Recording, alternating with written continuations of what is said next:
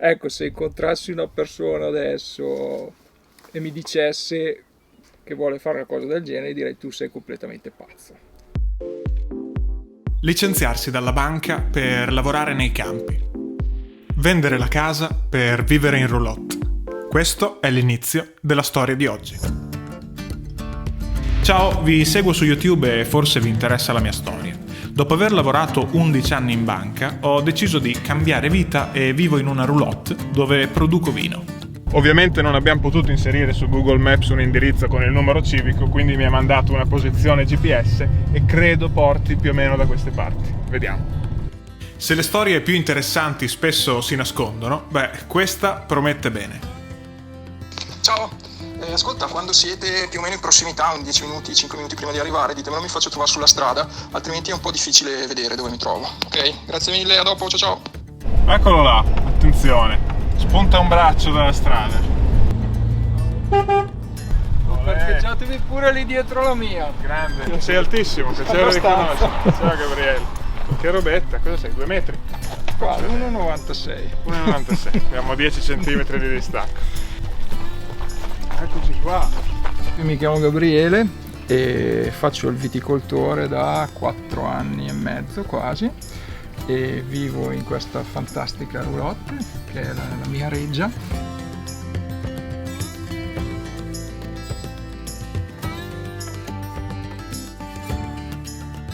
Qui ecco, vedete come sto comodo nella roulotte perché porca miseria, sono un po' alto. Comunque quella è la zona giorno dove adesso l'ho rimessa a zona giorno. Qui vabbè c'è la cucina,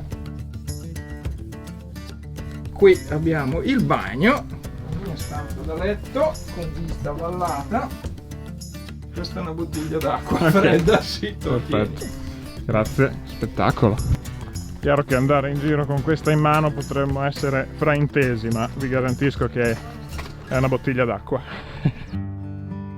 Questo che vedete di fronte è il mio terreno dove ho 22.000 piante di viti e 600 olivi e faccio tutto da solo. È tostina la situazione e è stata una scelta, dopo tante altre scelte, è stata un'ulteriore scelta.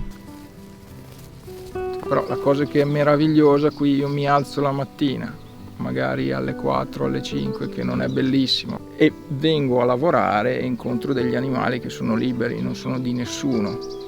Ci sono conigli, volpi, istrici, falchi.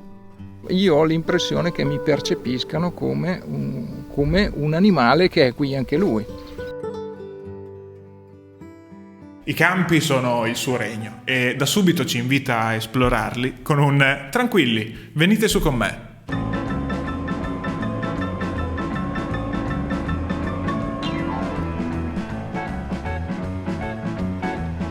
Pensare che Gabriele stia dietro a tutta questa terra da solo è quasi incredibile.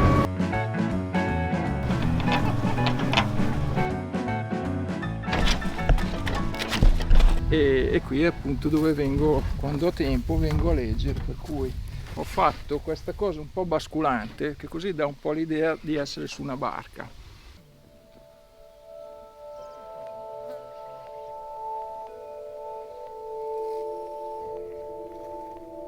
Inizia a raccontarci un po' chi sei, come sei arrivato qui, qual è il tuo pre? E allora sono di Treviglio, che è vicino a Bergamo.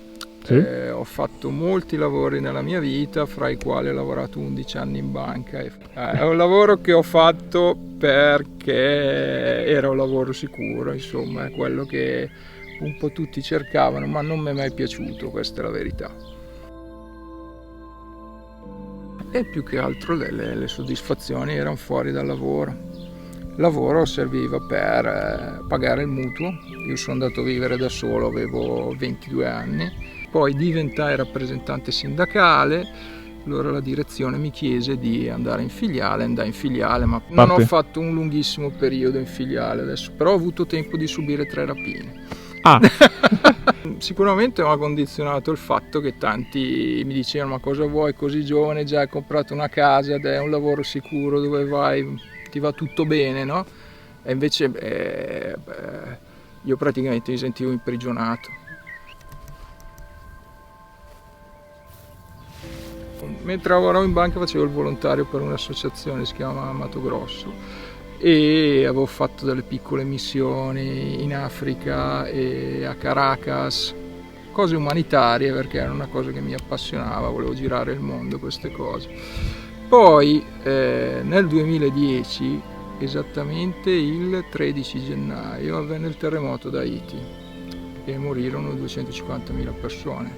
Mia sorella era lì e sia lei che il marito che il figlio sopravvissero, però io decisi che quello era il momento di prendere e partire. Presi un'aspettativa di 3 mesi dalla banca e stetti via 7 anni. E mi feci prendere un po' la mano, all'inizio ero come volontario, poi mi offrirono un contratto e rimasi a Haiti 1 anno e mezzo, poi Etiopia, Malawi, Libano e poi 3 anni al confine fra Siria e Turchia.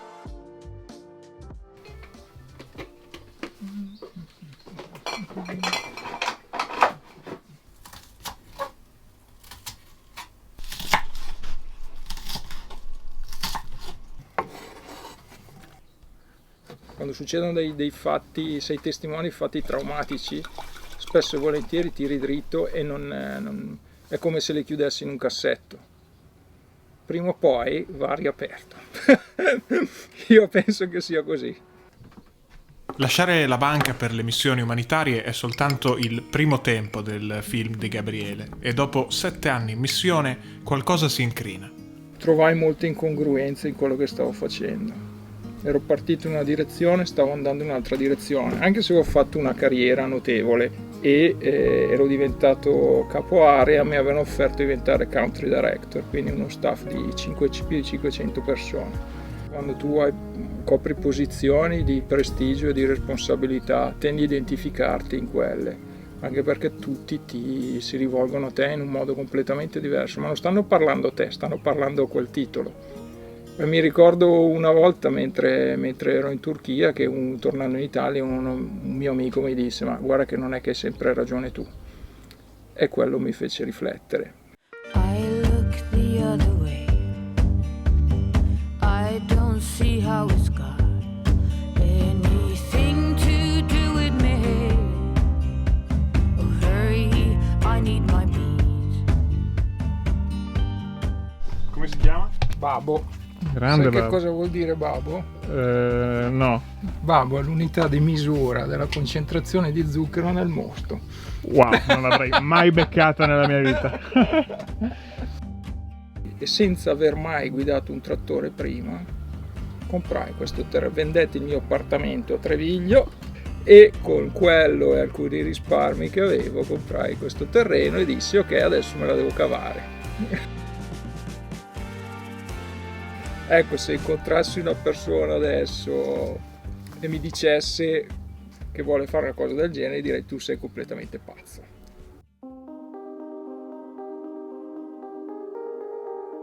Ma tu, tornando indietro dal tuo presente, Lo rifarei, perché qui ho ritrovato me stesso, questo è quello che era anche il mio obiettivo principale e ci ho messo degli anni, però è andata così.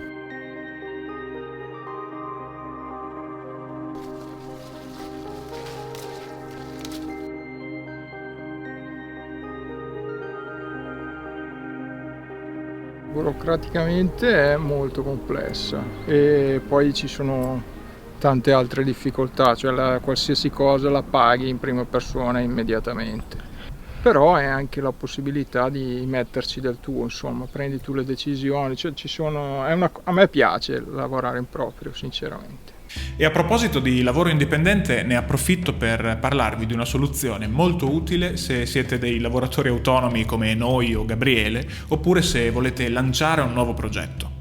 Si tratta di Fisco Zen, un servizio pensato per risolvere tutti quei problemi che normalmente una partita IVA porta con sé. Fisco Zen è un team di consulenti fiscali specializzati in ogni professione, sempre a disposizione per aiutarti nell'apertura o nella gestione della partita IVA, pronti a rispondere ad ogni dubbio telefonicamente o via chat, più comodo. Con i diversi strumenti della piattaforma emettere una fattura è molto semplice e in qualsiasi momento è possibile avere una previsione delle tasse o dei contributi da pagare. L'apertura della partita IVA è completamente gratuita e la dichiarazione dei redditi è guidata, per cui è sufficiente inserire i vari documenti necessari precompilati e il gioco è fatto.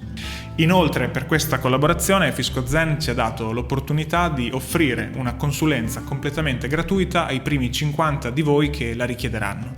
E in aggiunta, per chi decide di attivare il servizio, c'è uno sconto di 50 euro sul primo anno. Quindi vi lascio il link qui sotto se volete fare richiesta, se vi interessa, oppure visitate il sito fiscozen.it inserendo questo coupon che vedete qua, ThePillow50. E invece la scelta della roulotte?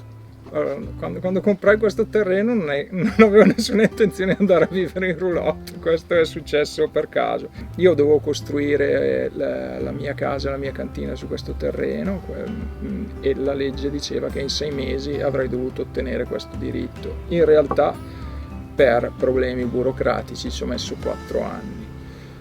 Nel frattempo i prezzi sono più che raddoppiati e adesso è un problema. Ho delle persone che mi avrebbero potuto ospitare, ma io volevo stare qui, volevo stare nel mio terreno, anche perché per fare un lavoro del genere devi essere in continuo contatto. Il terreno è diverso, in pochi metri cambia e tu devi conoscerlo se vuoi fare questo tipo di viticoltura. La roulotte è stata una soluzione, era la soluzione che legalmente mi permetteva di stare qui.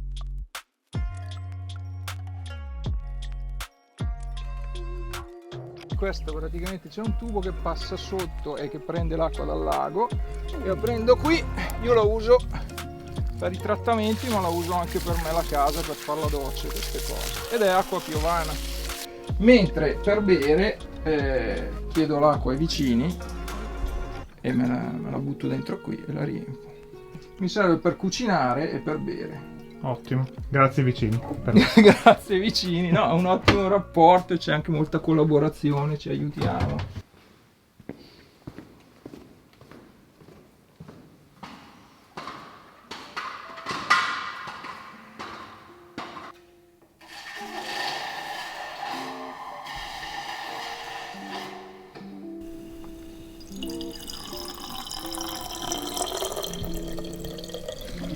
La difficoltà principale è che i prezzi che ci sono nei supermercati sono completamente falsati. Questo non vale solo per il vino, vale per tantissimi altri prodotti.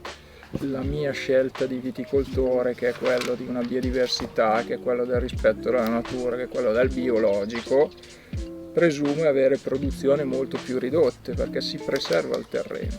Quindi è impossibile competere con quei prezzi. La difficoltà grossa è che la gente non è più in grado di distinguere un prodotto naturale da un altro. Siamo assuefatti a questi prodotti. Che dici? Ce l'hai le uova, Angelo? Ce ne sarebbero 3. Queste ve le faccio assaggiare come aperitivo. Guarda, le uova di Angelo sono una cosa... Non è che le fa lui, le fa le galline. Il sostegno è molto difficile, ma penso che una delle più grosse libertà sia quella di avere esigenze basiche, esigenze che si possono soddisfare facilmente. Le cose che piace fare a me costano pochissimo. A me piace leggere libri, a me piace passeggiare nella natura, piace gestire il mio tempo, queste sono le cose che più mi danno soddisfazione. Ecco, quando tu d'inverno con la temperatura sotto zero, coi piedi nel fango ghiacciato, inizi questo filare a potare, vedi la fine là. Pensi, porca Eva, la banca non era male. La banca non era così male in fondo. E poi dici, ma io ne ho altri, tipo 270 di filari. Cioè, no. Ti hai avuto dei momenti di sconforto nella tua attuale vita qui? Tantissimi, soprattutto a un certo punto uno dice ma non guadagno niente, chi me lo fa fare, cioè, avevo una posizione di prestigio e tutto quanto, però ci sono momenti di debolezza, però alla fine la gioia che mi dà, il senso di libertà che mi dà quello che faccio, penso che sia impagabile. Day in, day out.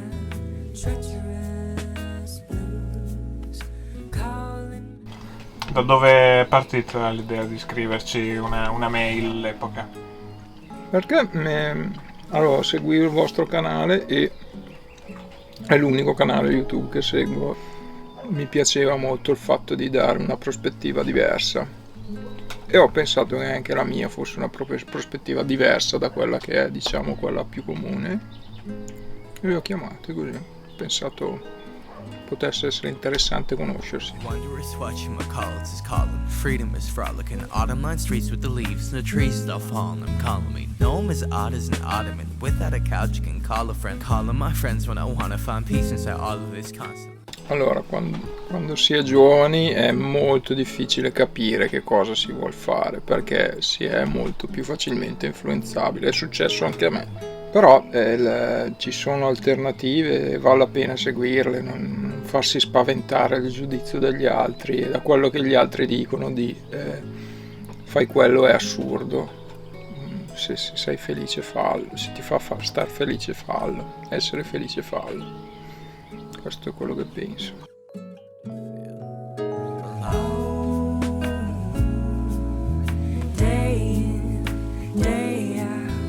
Treacherous blues calling my name. Let me feel